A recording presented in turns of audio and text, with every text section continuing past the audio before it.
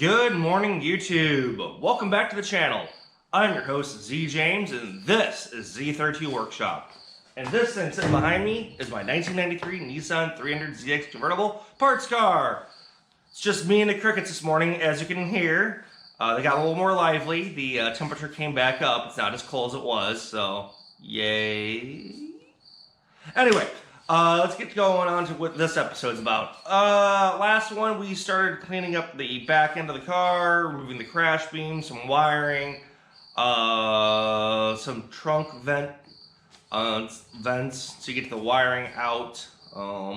Yeah, see the other episode, part like 47. This is going to be like part 48, which is really not the entire car because you guys didn't see the front quarter or front third here when I pulled the motor out. But this episode, we're going to work on the rear suspension. This is going to be starting the rear suspension component. We're going to start by getting rid of the HICAS. Actually, scratch that. We might loosen up the keepers and everything to keep the axles in, just because I can torque on them right now to get everything out of the way. I'll show what I'm talking about here. Let's go look at it. All right, let's go flying over here. What we're gonna initially work on, sorry about the hand movement, we're gonna do this. We're gonna get rid of this link. This car has HICAS on it. In fact, it would have been yeah, just HICAS, because it would have been hydraulically driven. 14 millimeter, 12 millimeter. Get this off, because basically it's a tie rod is what it really turns into, because this gives us like 2 to 5 degrees of motion back here, as you can see by that beam. And then hopefully I can get this lid up in here halfway decently. 19 millimeter gets rid of that, and that gets rid of this. That whole beam can be replaced. This, well, yes, this chunk gets replaced with an illumination kit, so it stops this from moving. It makes this a rigid piece. Yeah, this car never originally had that. Yeah, this car never had this, because all convertibles, factory convertibles, were NA. Someone put a TT subframe in here, which is completely different than an NA subframe, because of stuff like that, and of the differential being a different gear set, which ended up being an R200. I'd have to look that up. I don't know for sure. But what we're going to also do is we're going to remove, while we're at it, get this loose, so if we need to, we can get this off the wheel bearing and hub, well, so we can get to this axle at some point. Sorry, the axle's buried in there. Because all that's going to come off. But today we're going to work on this. Might take the end keepers off of that. So that's what today's episode is going to be about. I'm going to try to keep it short again. Hopefully it makes sense to everybody. But we're just removing part of the rear suspension, but it would be a TT subframe. So this would be the HICAS, just removing it completely at the moment. And I'm not going to install anything at this time, because if I ever do, I'll worry about it at that time. Z1, Concept Z Performance, all sorts of guys sell what they call HICAS elimination kits, because a lot of people don't like how that doesn't, how should I say this? Most of the time the systems are broken, so they don't operate properly. If they operate properly, they work really well. They are a little unnerving though, because the rear tires at certain speeds do certain different things. At high speeds, on normal turns, they turn with you to make you better stability at high speed maneuvering. At low speeds, they turn inward to help you have a smaller turning radius and give you better grip. Like I said, lots of people don't like it. Some people do. They're 27 years old. A good chunk of them don't work, or they don't maintain the systems. HICAS, which was hydraulically driven, and then there was Super HICAS, which was actually servo driven by motors, electric motors, which was less complicated in the engine bay, because the hydraulically driven ones came off power steering pump, which is, wow, is that complicated. That's all I'm going to say. So anyway, this is today's episode. Sorry, I'm already ranting this morning. Let's get going on this. Let's get you on hyperlapse. Let's get this removed. So 3, 2, 1, woo!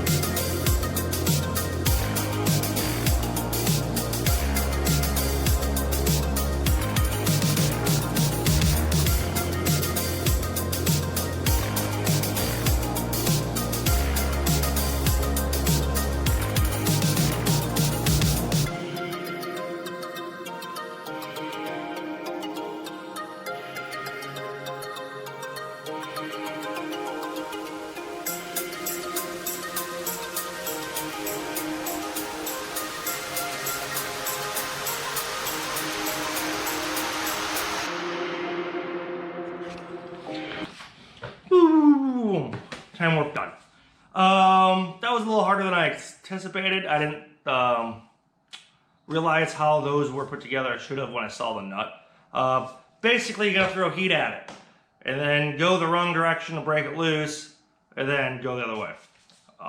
That makes sense for the 14 millimeter. The 12 millimeter in the back is actually looks like the keeper for the ball joint within the rear knuckle. That makes any sense to somebody either.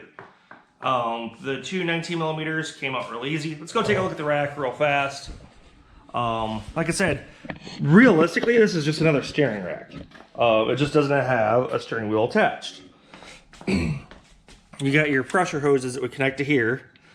So when you turn the wheel, and the computer would tell it which way to do it, there'd be some valves in it, and would move these. So these are just like an inner and outer tie rod, inner and outer tie rod. So that lots of guys remove these and put elimination kits in to stop the rear end from moving because they just didn't work right. Oh, look at that. My alarm's going off. Let's shut that off. Tells me that it's 6:45 in the morning. Also means I gotta get ready to go to work. So anyway, back to this problem. Not really a problem. That's what this is. As you can see to these guys, these are ball joints. I'm not touching them, they're still hot. Oops, sorry. Touching them. The ball joint's pressed into this steering knuckle here. That allows it up to, I want to say 2 to 5 degrees. 5 seems a lot, but I can't remember 100%. So that's how that works on this side. Same situation on the other side. And those joints were bad. So if I didn't tell you, those joints were already not the greatest shape. So yeah, that's gonna do it for today's episode, folks. Here, sorry about all this. Trying to do this all in somewhat normal fashion without too many takes. Let's see if I can get that adjusted a little bit better for you. Maybe that works. So yeah, that is super HICAS. That's HICAS and super HICAS removal. Normally you wouldn't have this on a convertible, but someone replaced the whole TT subframe, and when they did it wrong. They didn't put the whole HICAS system in, nor did they put an elimination kit. So I guarantee that this car did not feel stable or safe. Wow, didn't feel stable. You'd have some weird rear end movement on you that just, and get some weird tire wear, just would be not good. Four-wheel steering is amazing and works if everything is running properly. If you just slap the system in without anything to support it, it's not going to do anything. In fact, it's going to make the car worse. The only reason to go to the TT's rear end in this car is that it better highway gears. The NA has 410s. This is 369 gears. Lots of drag racers actually swap out the NA rear subframe for the TT subframe because of that. And just so you know, the NA subframe and differential is stout enough to handle the horsepower. It really is. Lots of guys have been doing it for years now. I'm hanging on to this TT subframe because I may want to go into my convertible, like I said, for the highway gears. I'm a little concerned when I twin turbo it that I'm going to be spooling very quickly, which I want everywhere, because I drive this thing on the street. It's not a track car. It's not a drag car. So we'll see how this plays out once I put it in for my other car. That's why I'm going to hang on to it, because when you need one, they're a pain in the butt, and this one does give me a chance to rebuild it if I'd like to put it in the car and then drop everything back out. But that's a whole conversation for another story. So that's today's episode, folks. We did the rear end, or started the rear end project. Tomorrow we'll start removing more of it. So yeah, my name is Z James. This is Z32 Workshop. Please like and subscribe to the channel. Every little bit helps get my name out there, and hopefully people are finding this stuff useful and informative for you and your projects and endeavors in the future. So I hope to see you tomorrow morning, every day, or at least in the comments. So I'll see you later. Bye.